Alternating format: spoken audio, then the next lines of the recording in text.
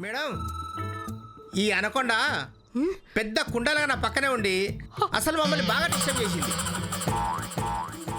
ఓ బండ తీసి నెత్తిరేసి కొట్టాలనిపించింది. మీకు బండరాయి కావాలంటే నన్ను అడగచ్చు కదా మాస్టర్ గారు. ఎంత తప్పు చేశారు? అంత ఈజీగా పర్మిషన్ ఇస్తారని తెలిస్తే నేనే వెళ్ళి తెచ్చుకునేవాడిని కదా. ఆడుకోండి ఆడుకోండి. ఓడలు బళ్ళు అవుతాయి, బళ్ళు ఓడలు కూడా అవుతాయి. నువ్వు ఏది ఎక్కినా 2 ముక్కలు అవుతాయి. ముక్కేంటి, ఇంత చెక్క ముక్క కూడా మిగలదు. అవంతిక, అత్తయ్య వెళ్ళి తీసుకురా. అలాగే అత్తయ్య.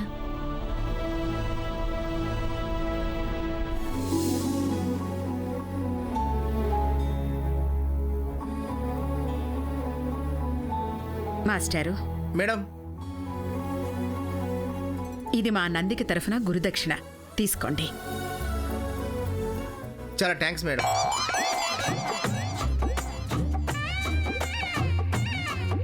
Happy wedding day. Thank you మాస్టారు. అయిన వాళ్లతో అడ్డగోలుగా, కానోళ్లతో కలుపుగోలుగా మాట్లాడడం నీకు బాగా తెలుసక్క. శేషమ్మా, అయినా ఇప్పుడు నేనేమన్నానక్క? ఇలాగే మీ కోడలు అవంతికకి, నందికకి కూడా బట్టలు పెట్టుంటే బాగుండేది అనేదే నా బాధ. వాళ్ళకేం తక్కువ? బట్టలు గుట్టల కొద్దీ పడున్నాయి ఇక్కడ. ఈ వాగుడు ఎప్పుడు ఉండేదే గాని మీరు బయలుదేరండి మాస్టర్. అలాగే మేడం. వస్తా కొండ కొండ అనకొండ. నీ మొహం మండ, పోరా బండ. కాలేజీలో ఏర్పాట్లన్నీ పూర్తి చేశారా శ్రీపతి? పూర్తయిపోయాయమ్మా. మీ వెడ్డింగ్ డే సందర్భంగా బ్లడ్ క్యాంప్ కూడా అరేంజ్ చేశానమ్మా. సరే, గుడికెళ్ళి అర్చన చేయించి కాలేజీకి వెళదాం. గుడికా? నందిక అవంతిక పదండి, మంచి మంచి చీరలు కట్టుకోవాలి. దీన్నే ఊపే కూహ అంటారు. అంటే ఏంటి డాడీ? ఊళ్ళో పెళ్లికి కుక్కల హడావిడి.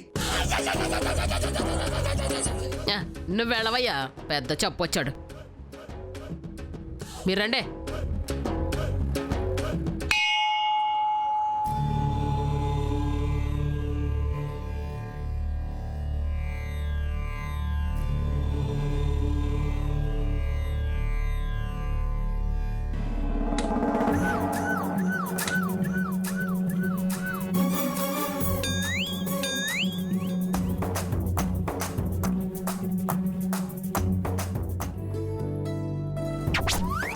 ఇదేది ఈడున్నాను మే భూమే.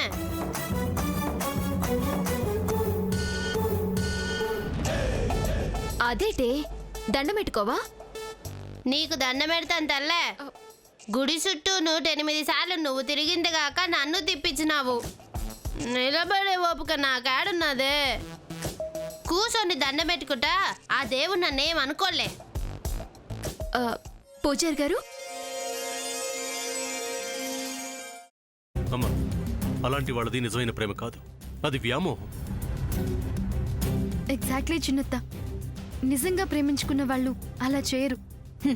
ఎంత మనసు విరిగిపోతే కన్న కూతుర్ని పట్టుకొని మా దృష్టిలో చచ్చిపోయా ఉంటుందా తల్లి?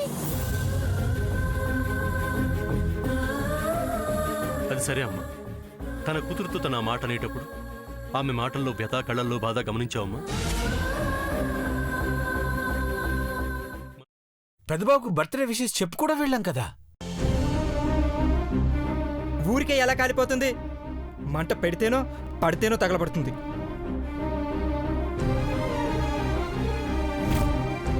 కరెక్ట్ చిన్నబాబు, నీకొచ్చినట్టే నాకు డౌట్ వచ్చింది. పార్వతే షర్టును తగలబెట్టిందనుకుంటా.